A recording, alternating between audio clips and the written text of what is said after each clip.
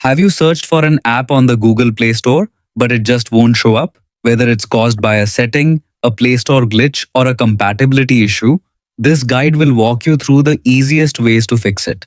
Step 1. Turn off parental controls.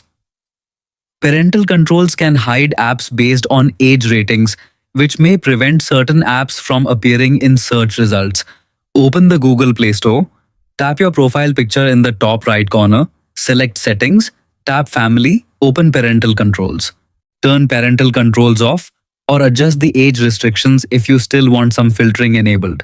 After making this change, return to the Play Store and search for the app again. If it still doesn't appear, continue with the next step. Step 2. Clear Google Play Store cache and data. The Play Store stores temporary files called cache to make the app load faster. Sometimes these files become corrupted and stop the Play Store from working properly. Clearing the cache and data refreshes the app without harming your phone. Open your phone's Settings app. Tap Apps or Apps and Notifications.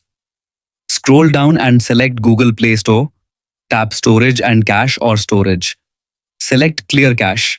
Then tap Clear Storage or Clear Data.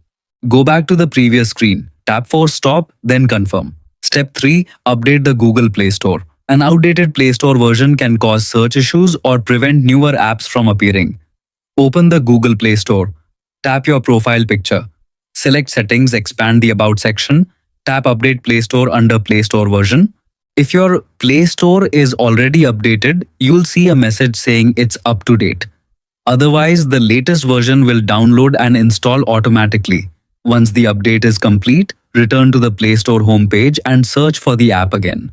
If the app still doesn't appear, keep in mind that some apps are not available in every country, may not support your device, or may require a newer version of Android. Checking your device compatibility and region settings can help explain why an app is missing. Hopefully, one of these methods solved the problem, and your missing apps are now showing up in the Google Play Store.